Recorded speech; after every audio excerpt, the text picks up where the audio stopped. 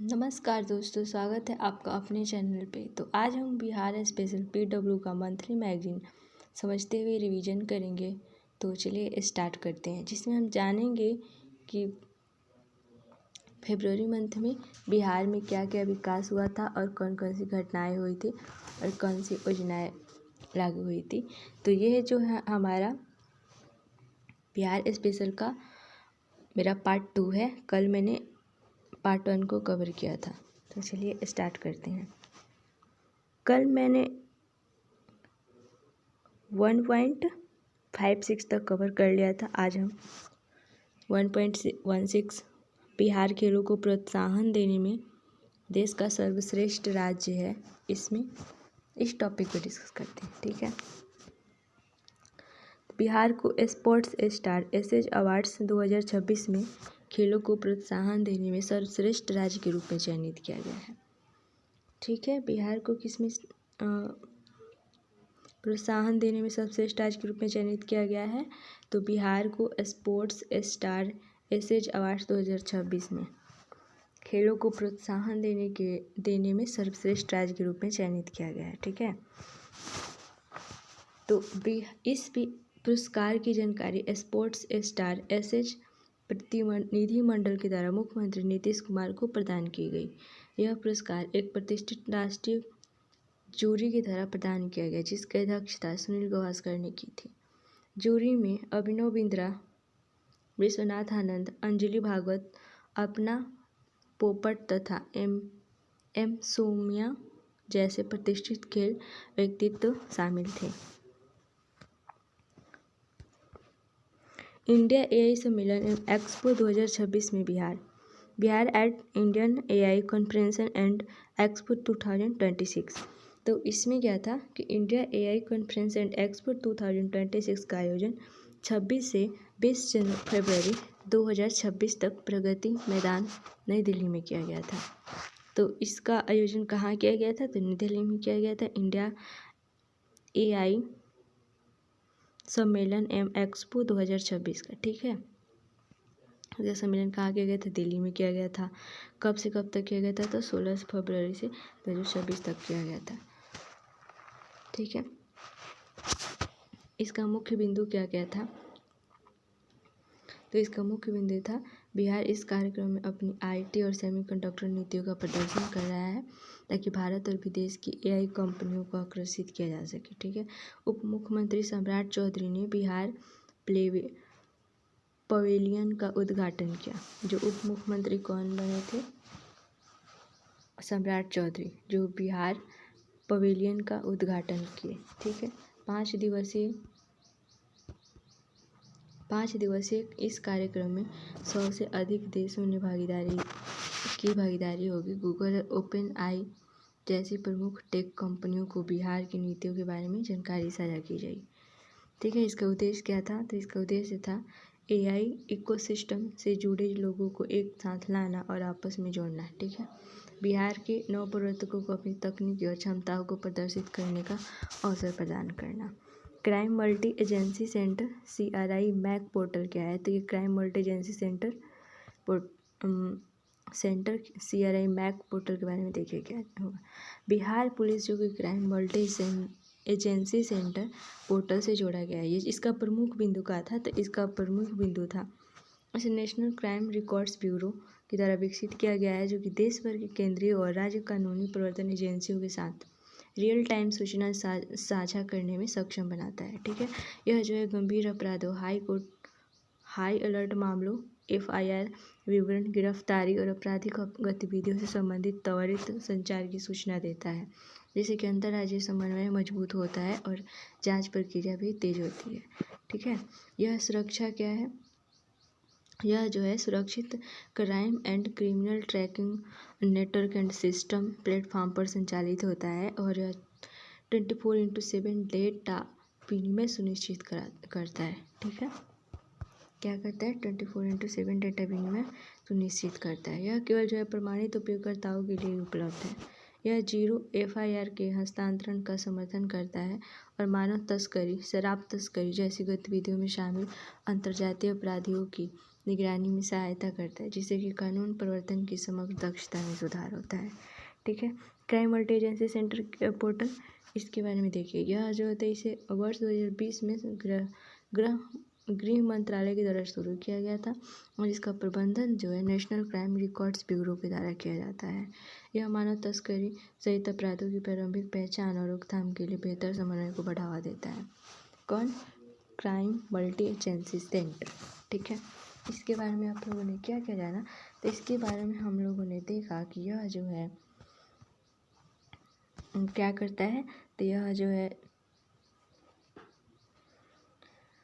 National crime records bureau के द्वारा विकसित किया गया है और ये देश भर की जो केंद्रीय और राज्य कानून प्रवर्तन एजेंसियां हैं उनको रियल टाइम सूचना साझा करने के लिए सक्षम बनाता है।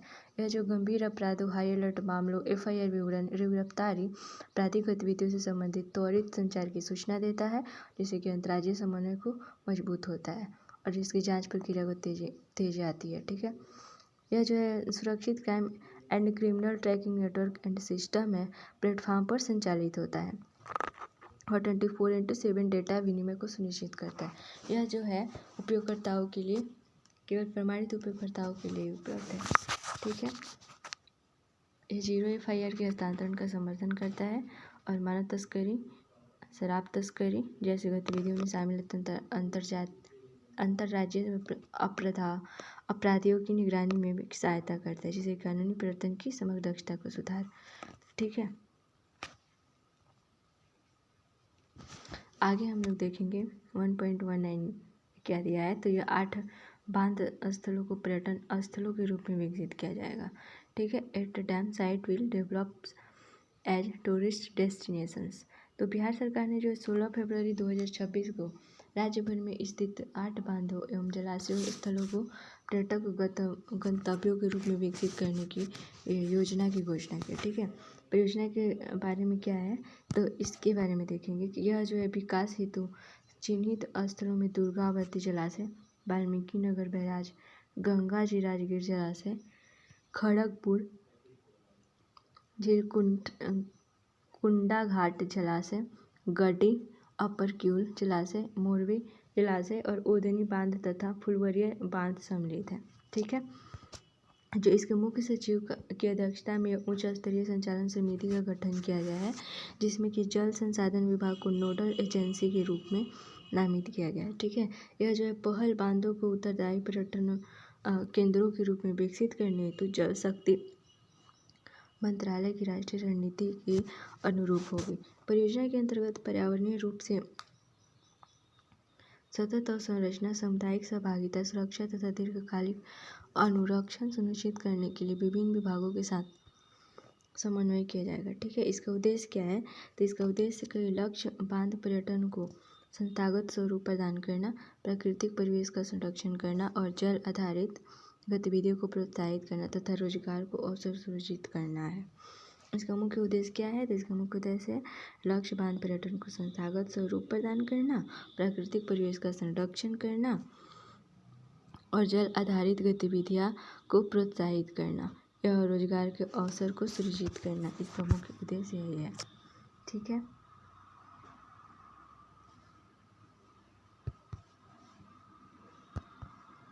अब हम लोग 1.26 सीनियर महिला वनडे ट्रॉफी प्लेट खिताब के बारे में जानेंगे। Senior women's one day trophy plate title क्या है, जो बिहार ने सिक्किम के विरुद्ध 7 विकेट से प्रभावशाली विजय प्राप्त कर सीनियर महिला एकदिवसीय ट्रॉफी प्लेट का खिताब जीता है। बिहार कौन? हमारा राज्य बिहार जो है सिक्किम के विरुद्ध 7 विकेट से प्रभावशाली विजय प्राप्त कर सीनियर महिला जो एकदिवसीय ट्रॉफी प्लेट का खिताब जीता है। ठीक है। यह प्रतियोगिता उड़ीसा के बाराबाती स्टेडियम में आयोजित की गई थी। यह प्रतियोगिता कहाँ आयोजित की गई थी? सीनियर महिला वनडे ट्रॉफी प्लेट खिताब, तो यह जो है उड़ीसा के बाराबाती स्टेडियम में आयोजित की गई थी। अपूर्वा कुमारी को प्लेयर ऑफ द सीरीज पुरस्कार से सम्मानित किया गया है। अपूर्वा कुमारी हैं, इनको प्लेयर ऑफ द सीरीज की किताब से सम्मानित किया गया सीनियर महिला वनडे ट्रॉफी में। ठीक है। नेक्स्ट है हमारा एशियाई विकास बैंक के द्वारा बिहार में निवेश। एशियाई जो विकास बैंक है उनकी तरफ बिहार में क्या क्या निवेश, तो बिहार को एशियाई विकास बैंक ADB से $1 बिलियन अधिक का निवेश प्राप्त होगा। ठीक है, इसका मुख्य बिंदु क्या है? इसका मुख्य बिंदु है कि जो मुख्य सचिव प्रत्यय अमृत की अध्यक्षता में आयोजित बैठक में जो वित्त, शिक्षा, जल संसाधन, कृषि, नगरीय विकास, नागरिक उड्डयन, सड़क निर्माण, उद्योग, पर्यटन तथा कौशल विकास से संबंधित प्रस्तावों की चर्चा की गई। ठीक है, सहयोग के क्षेत्र क्या है? एशियाई विकास बैंक की भारत देश के निदेशक कंट्री डायरेक्टर मियोओको ने बिहार के साथ सहयोग के लिए प्राथमिकता वाले क्षेत्रों की रूपरेखा तैयार की है, जिसमें निम्नलिखित विकास शामिल है। ठीक है, व्यापक वॉल सर्किट विकास परियोजना, जल संसाधन एवं कृषि रूपांतरण परियोजना और व्यापक कौशल विकास परियोजना, चयनित शहरों के लिए नगरीय अवसंरचना को एवं लचीलापन परियोजना। ठीक है, एशियाई विकास बैंक की जो है भारत के निदेशक मियोओका बिहार के साथ सहयोग के लिए प्राथमिकता वाले क्षेत्रों की रूपरेखा तैयार की। कौन तैयार किया है? मियोओको। इसमें कौन कौन से विकास शामिल है? व्यापक बौद्ध सर्किट विकास परियोजना, जल संसाधन एवं कृषि रूपांतरण परियोजना, व्यापक कौशल विकास परियोजना, चयनित शहरों के लिए नगरीय अवसंरचना एवं लचीलापन परियोजना। ऊर्जा क्षेत्र क्या है? तो यह नवीकरणीय ऊर्जा का विस्तार एवं ग्रिड एकीकरण का शुद्धिकरण और भविष्य के लिए तैयार डिस्ट्रीब्यूशन ग्रिड, यानी कि बिहार स्वास्थ्य एवं चिकित्सा शिक्षा रूपांतरण परियोजना। इसका जो है मुख्य उद्देश्य क्या है इसका? तो इस पहल का उद्देश्य जो है सिंचाई एवं कृषि उत्पादकता में सुधार करना है और नगरीय सेवाओं को सुदृढ़ करना है और विश्वसनीय विद्युत आपूर्ति का विस्तार करना है और जो स्वास्थ्य सेवा क्षमता का उन्नयन करना है और रोजगार संबंध कौशल को विकसित करना है। इसका मुख्य उद्देश्य यही है। क्या क्या मुख्य उद्देश्य है? तो इसका मुख्य उद्देश्य है कि कृषि उत्पादकता, उद्देश्य सिंचाई में सुधार करना, नगरीय सेवाओं को सुदृढ़ यानी कि सुदृढ़ बनाना और विश्वसनीय विद्युत आपूर्ति का विस्तार करना, यानी कि विद्युत की आपूर्ति को विस्तार करना, यानी विद्युत जो घर में इलेक्ट्रिसिटी आती है, इलेक्ट्रिक बिजली जो आती है उसको क्या करना और बढ़ाना, स्वास्थ्य सेवा क्षमता का भी उन्नयन करना और रोजगार संबंध कौशल विकसित करना।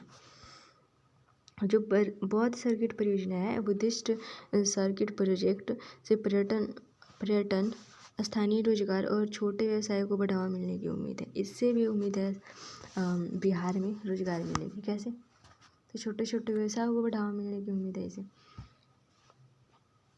तो चर्चा के दौरान महिला केंद्रित सूक्ष्म लघु एवं मध्य उद्यम यानी कि MSME विकास, गया एवं मुजफ्फरपुर में विनिर्माण, लॉजिस्टिक सुधार, लोक वित्तीय प्रबंधन सुधार, सार्वजनिक निधि भागीदारी समर्थन तथा आधारभूत अधिगम को सुदृढ़ करने के उपायों पर भी विचार विमर्श किया गया है।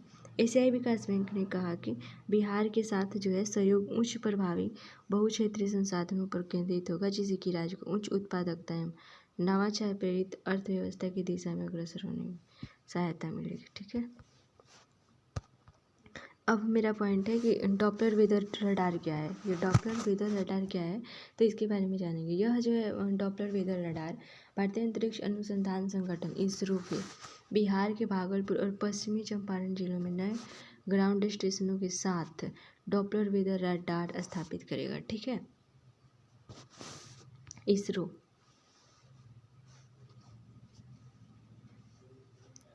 कौन स्थापित करेगा?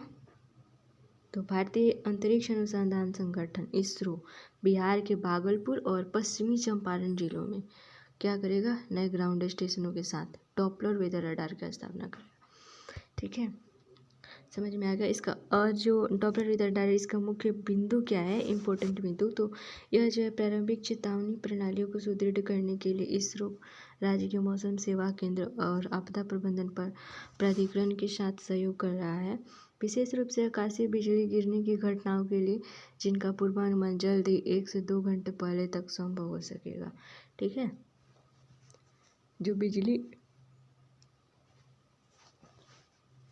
गिरने वाली है उसके 1-2 घंटे पहले ही उसका अनुमान लग जाएगा। ठीक है, इसके अतिरिक्त जो इसे छठ पूजा और अन्य प्रमुख त्योहारों जैसे आयोजनों के लिए भीड़ प्रबंधन समाधान विकसित करने पर कार्य कर रहा है।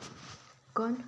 यह जो है हमारा डॉपलर वेदर रडार। ठीक है, डॉपलर वेदर रडार के बारे में और जानेंगे।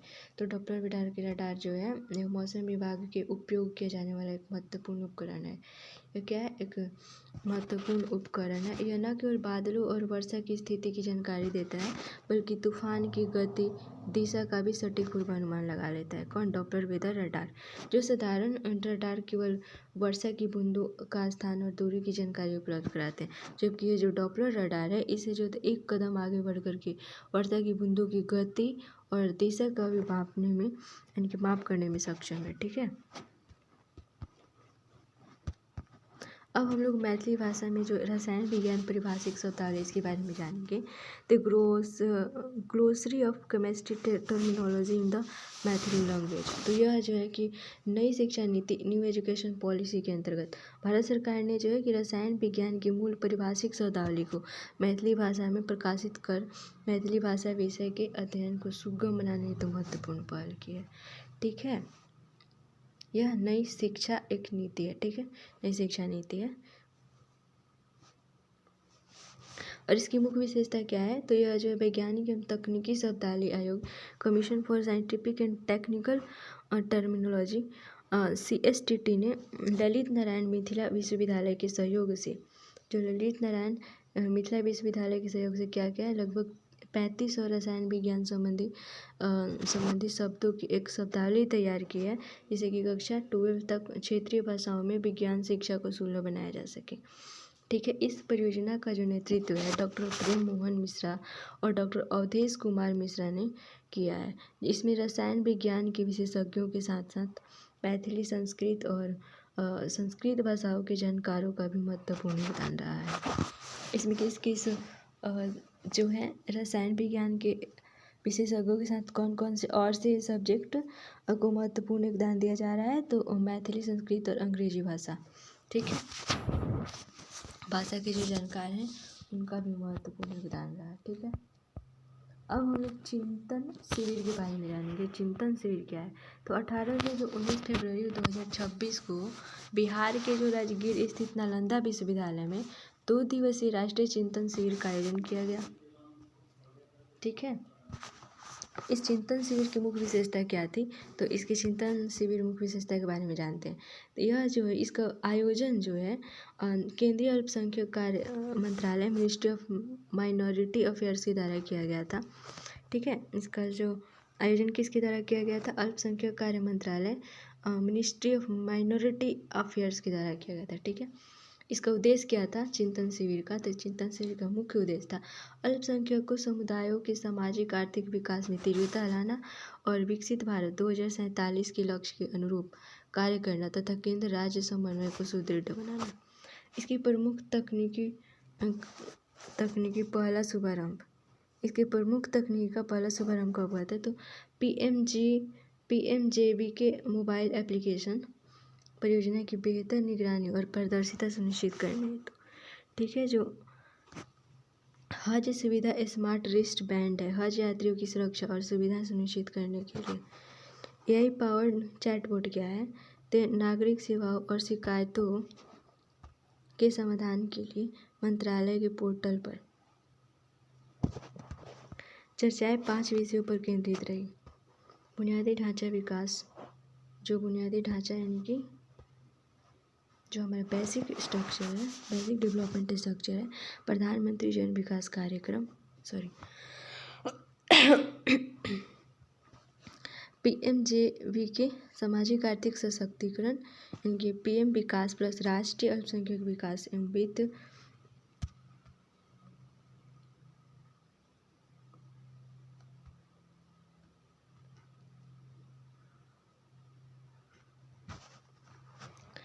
जो कि क्या है हमारा राष्ट्रीय आर्थिक सशक्तिकरण प्लस राष्ट्रीय अल्पसंख्यक विकास एवं वित्त विभाग निगम, वक्फ प्रबंधन, हज प्रबंधन इत्यादि। ठीक है, तो चाहे जो 5 विषयों पर केंद्रित रही यही है, सामाजिक आर्थिक सशक्तिकरण, वक्फ प्रबंधन और हज प्रबंधन। बुनियादी ढांचा विकास, सामाजिक आर्थिक सशक्तिकरण प्लस वक़्फ़ प्रबंधन और हज प्रबंधन। इसमें जो है सामाजिक आर्थिक सशक्तिकरण में पीएम विकास प्लस राष्ट्रीय अल्पसंख्यक विकास में वित्तीय निगम है। ठीक है। स्थल का महत्व क्या है?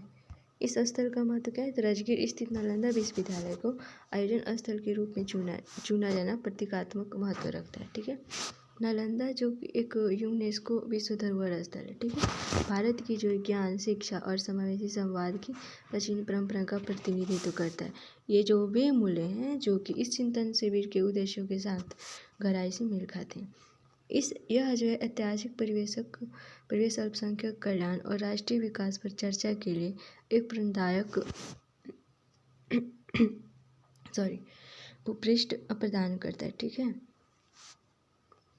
चिंतन शिविर के कार्यक्रम के कार्यान्वयन में सुधार के लिए ठोस कार्यबिंदु, अल्पसंख्यक समुदायों के सामने आने वाली चुनौतियों का समाधान करने के लिए अभिनव समाधान, मजबूत अंतर सरकारी समन्वय तंत्र और राष्ट्रीय विकास लक्ष्यों के अनुरूप अल्पसंख्यक समुदायों के त्वरित सामाजिक आर्थिक विकास के लिए एक व्यापक रोड मैप प्राप्त होने की अपेक्षा है। ठीक है। समझ में आ गया? इस स्थल का महत्व क्या है? कौन से स्थल का? तो चिंतन शिविर स्थल का महत्व। आई होप समझ में आया होगा। ना समझ में आया तो फिर से एक बार रिपीट कर देते हैं।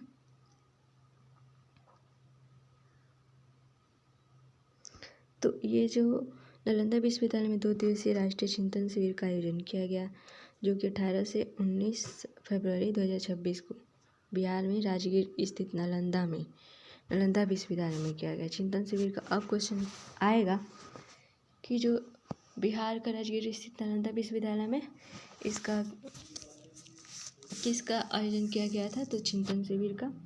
और इसका आयोजन जो है केंद्रीय अल्पसंख्यक कार्यालय मंत्रालय के द्वारा किया गया। और इसका उद्देश्य था कि अल्पसंख्यक समुदाय और सामाजिक आर्थिक विकास में तीव्रता लाना और विकसित भारत 2047 के लक्ष्य के अनुरूप कार्य करना और केंद्र राज्य संबंध को सुदृढ़ बनाना। ठीक है। और इसका जो प्रमुख तकनीकी पहल है उसका शुभारंभ जो PMGKY मोबाइल एप्लीकेशन, हज सुविधा, स्मार्ट रिस्टबैंड और AI पासवर्ड चैटबॉट इसके पोर्टल पे किया गया। ठीक है। इसकी चर्चाएं क्या है? 5 विषयों पर केंद्रित है। तो कौन कौन सी है? तो फर्स्ट है हमारा बुनियादी ढांचा विकास और सेकंड है हमारा सामाजिक आर्थिक सशक्तिकरण। इसके अंतर्गत पीएम विकास प्लस राष्ट्रीय अल्पसंख्यक विकास वित्तीय निगम आ जाएंगे। और उसके बाद है हमारा वक़्फ़ प्रबंधन और हज प्रबंधन। तो अब हम लोग चिंतन शिविर का महत्व, स्थल का महत्व समझेंगे। तो इस चिंतन शिविर का स्थल का महत्व क्या है? तो राजगीर स्थित नालंदा विश्वविद्यालय को आयोजन स्थल के रूप में चुना जाना प्रतीकात्मक महत्व रखता है। ठीक है। नालंदा क्या है? नालंदा जो है एक यूनेस्को विश्व धरोहर स्थल है और ये भारत के ज्ञान, शिक्षा और समावेशी संवाद की प्राचीन परंपरा का प्रतिनिधित्व करता है। ठीक है। और ये वे मूल्य हैं जो कि क्या है? एक चिंतन शिविर के उद्देश्य को गहराई से मेल खाते हैं। और इसका एक और बात है कि यह ऐतिहासिक परिवेश, अल्पसंख्यक कल्याण और राष्ट्रीय विकास पर चर्चा के लिए एक प्रेरणादायक पृष्ठभूमि प्रदान करता है। चिंतन शिविर के जो कार्यक्रम के कार्यान्वयन में सुधार के लिए जो है ठोस कार्यबिंदु, अल्पसंख्यक समुदायों के सामने आने वाली चुनौतियों का समाधान करने के लिए अभिनव समाधान, मजबूत अंतर सरकारी समन्वय तंत्र और राष्ट्रीय विकास लक्ष्यों के अनुरूप अल्पसंख्यक समुदायों के त्वरित सामाजिक आर्थिक विकास के लिए एक व्यापक रोड मैप प्राप्त होने की अपेक्षा है। ठीक है। तो हम नेक्स्ट हमारा पॉइंट है कि सोनपुर में अंतर्राष्ट्रीय हवाई अड्डा, इसके बारे में अब हम लोग जानेंगे। International airport at Sonpur. तो जो सोनपुर में अंतर्राष्ट्रीय हवाई अड्डा है, मुख्यमंत्री नीतीश कुमार की अध्यक्षता में। ठीक है। क्या है हमारा जो मुख्यमंत्री थे हमारे नीतीश कुमार, अब तो सम्राट चौधरी बन गए, पहले जो हमारे मुख्यमंत्री थे उस टाइम फरवरी उस टाइम जो कि नीतीश कुमार की अध्यक्षता में बिहार राज्य मंत्रिमंडल ने सारण जिले के सोनपुर में जो कि 4200 मीटर लंबे रनवे के साथ एक अंतर्राष्ट्रीय हवाई अड्डे के निर्माण को स्वीकृति प्रदान की। किसने की थी? सोनपुर में अंतर्राष्ट्रीय हवाई अड्डे का जो स्वीकृति निर्माण के लिए किसने प्रदान की थी? तो यह जो है हमारे पूर्व मुख्यमंत्री नीतीश कुमार ने, उनकी अध्यक्षता में किया गया था। ठीक है।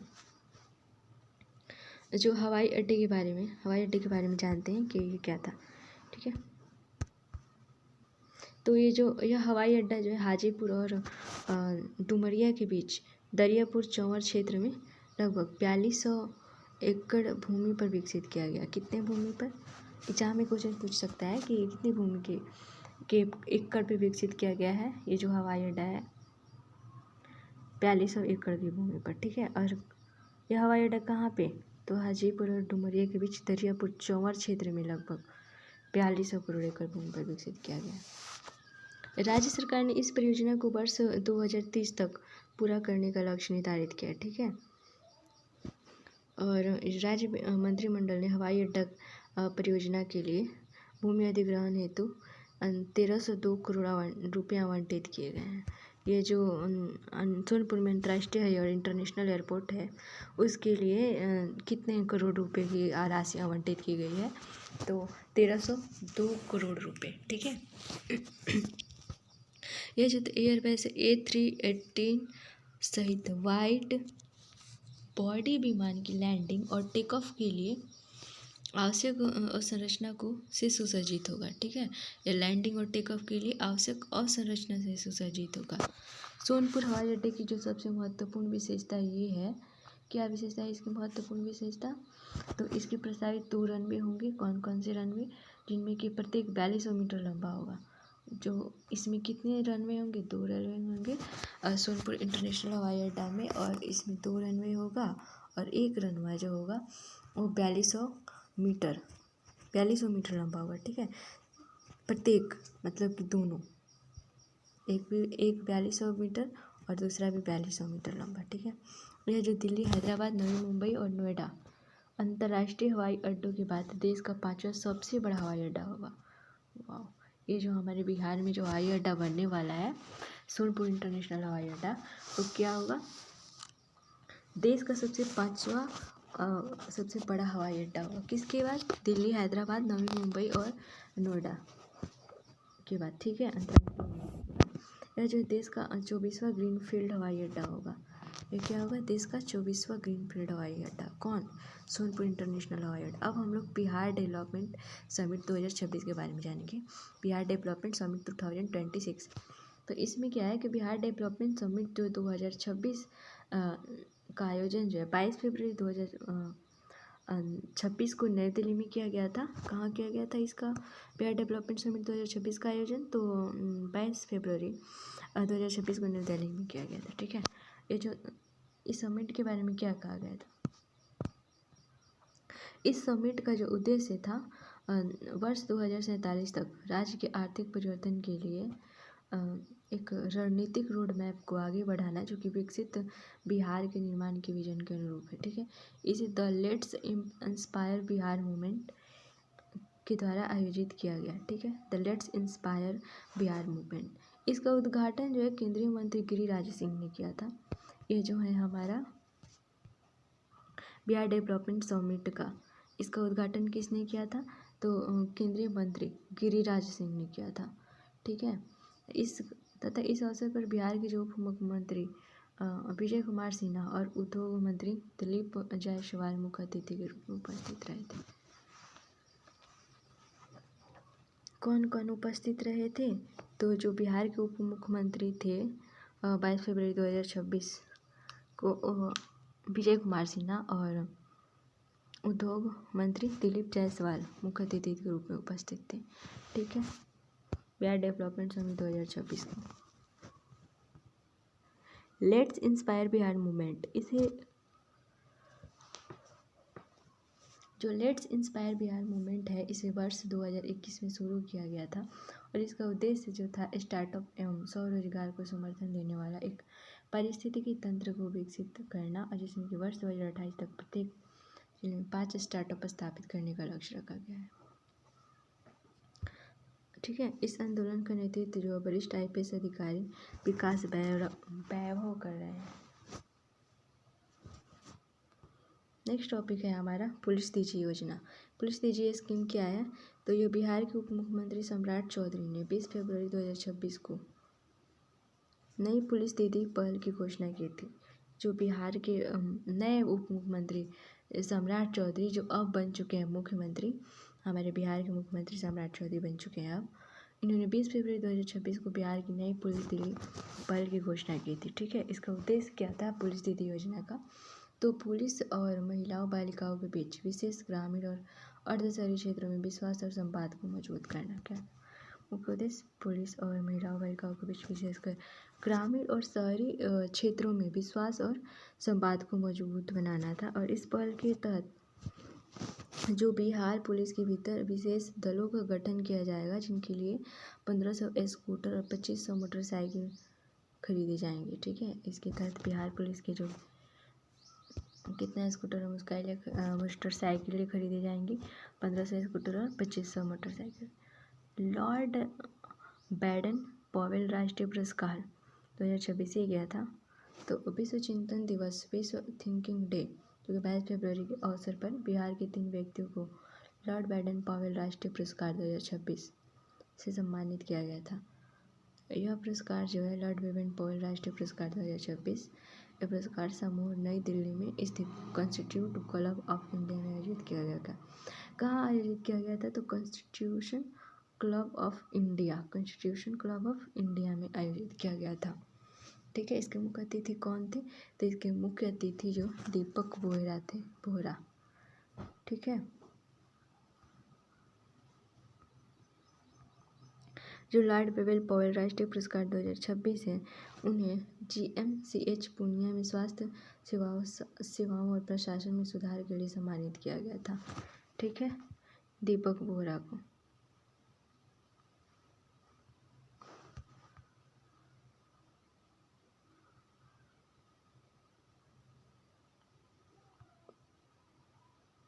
प्रसिद्ध फैशन डिजाइनर और रनवे शो निदेशक नीतीश चंद्रा तथा नारी नीति फाउंडेशन इंडिया की प्रबंधन निदेशक शारदा चंद्रा को स्तन कैंसर जागरूकता परियोजना के लिए लॉर्ड बैडन पॉवेल राष्ट्रीय पुरस्कार से सम्मानित किया गया था। सॉरी, मैंने गलत बोल दिया था। दरअसल ये जो लॉर्ड बैडन पॉवेल राष्ट्रीय पुरस्कार किसको सम्मानित किया गया है? जो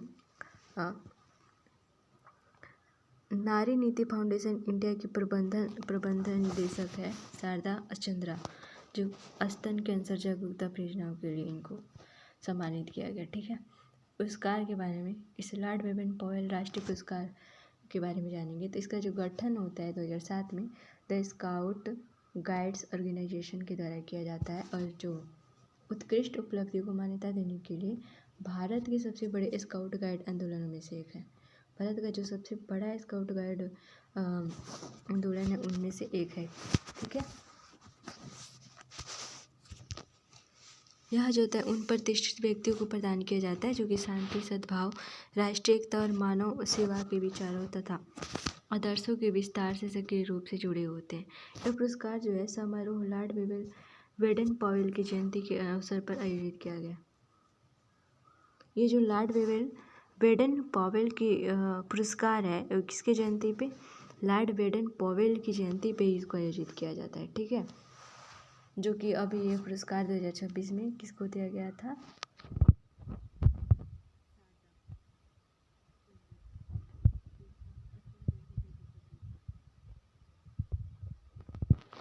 बिहार सिविल न्यायालय विधेयक 2026 क्या है? तो ये जो बिहार राज्य विधानसभा ने 24 फरवरी 2026 को और बिहार सिविल न्यायालय विधेयक 2026 को सर्वसम्मति से पारित किया। विधेयक के बारे में क्या था? तो यह जो औपनिवेशिक काल में बनाए गए बंगाल, आगरा और असम सिविल कोड अधिनियम 1887 को प्रतिस्थापित करते हैं। इसका उद्देश्य क्या है?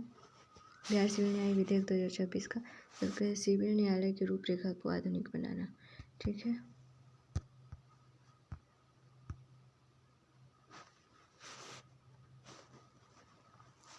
पारित किए गए अन्य विधेयक कौन थे? तो सरकार उपक्रमों में भर्ती और नगर निकायों की अधिकता प्राप्त स्थायी समिति के गठन संबंधी 3 अन्य संशोधन विधेयक था ध्वनिमत से पारित किए गए। 3 संशोधन विधेयक जो है इस प्रकार है: बिहार तकनीकी सेवा आयोग विधेयक 2026, बिहार कर्मचारी चयन आयोग संशोधन विधेयक 2026, और बिहार नगर पालिका संशोधन विधेयक 2026। यह जो है नगर निकायों के अधिकार प्राप्त अस्थायी समिति के गठन को सुगम बनाता है। संशोधन के अनुसार अब नगर पालिका और नगर निगमों के सदस्य गुप्त मतदान के माध्यम से अधिकार प्राप्त अस्थायी समिति के सदस्यों का स्वयं चयन करेंगे। पहले यह समिति महापौर द्वारा गठित की गई थी। ठीक है, नेक्स्ट है कि हमारा बिहार सिविल न्यायालय कोर्ट विधेयक 2026 सहित सभी चारों विधेयक संसदीय कार्य मंत्री विजय कुमार चौधरी के द्वारा प्रस्तुत किए गए। यह किसके द्वारा प्रस्तुत किया गया? बिहार सिविल न्यायालय कोर्ट विधेयक। तो ये जो है विजय कुमार चौधरी, जो विधेयक संसदीय कार्य मंत्री विजय कुमार चौधरी, इन्हीं के द्वारा प्रस्तुत किया गया। बिहार में जो राजस्व संग्रह पर नियंत्रण महालेखा परीक्षक CAG report on revenue collection in Bihar. तो बिहार विधानसभा के जो बजट सत्र के 18वें दिन प्रस्तुत निष्कर्षों के अनुसार क्या हुआ? तो जो बिहार के निदेशक एवं महालेखा परीक्षक की न्यूनतम रिपोर्ट में बिहार के राजस्व संग्रह में महत्वपूर्ण अंतराल उजागर हुए, जिनमें से 4,844.46 अरब की बकाया देनदारियां सामने आई है। ठीक है, इसका मुख्य विवरण क्या था? तो इसका मुख्य विवरण क्या था?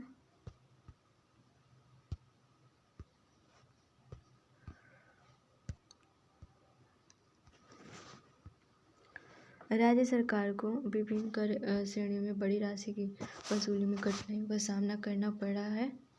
बिक्री और व्यापार कर के बकाया अकेले 2,371.9 अरब रुपये, जिनमें से 1,289.39 अरब 5 वर्ष के से अधिक समय से लंबित है। ठीक है, वस्तु और यात्रियों पर कर के अंतर्गत 2,485.8 मिलियन की अतिरिक्त बकाया राशि दर्ज की गई है। इस रिपोर्ट में विभिन्न विभागों के अनुसार बकाया राशि का विवरण प्रस्तुत किया गया है। विद्युत से संबंधित कर शुल्कों में 20 लाख रुपए की अवैतनिक देनदारी दर्ज है, जबकि वस्तु एवं सेवा कर से 35.5 रुपये मिलियन का घाटा जुड़ा हुआ है। यह जो है राज्य उत्पाद शुल्क के अंतर्गत 543 रुपये मिलियन का बकाया राजस्व है तथा खनन एवं धातुकर्म क्षेत्र पर 1505.16 मिलियन रुपए की देनदारी है। ठीक है, परिवहन क्षेत्र जो है में विभिन्न व्यापक बकाये सामने आए हैं, जहाँ 183.39 मिलियन रुपए के वाहन कर लंबित है। ठीक है, जो भूमि राजस्व विभाग है 302.43 मिलियन की बकाया राशि बताई गई है, जिसके संबंध में आधे दशक में कोई ठोस जानकारी उपलब्ध नहीं कराई गई। इस रिपोर्ट का महत्व क्या है? तो इस रिपोर्ट का महत्व है कि इन खुलासों से बावजूद बिहार में वित्तीय प्रशासन और राजस्व संकलन से जुड़ी निरंतर चुनौतियां उजागर होती हैं, जिसमें कि कर वसूली और जवाबदेही के लिए मौजूदा तंत्रों की प्रभावशीलता प्रश्न उठते हैं। Thank you so much. आज तक हम यहीं तक रहने देते हैं। नेक्स्ट SB सीमा परियोजना जो है, इसको हम लोग कल देखेंगे। ठीक है, थैंक यू सो मच।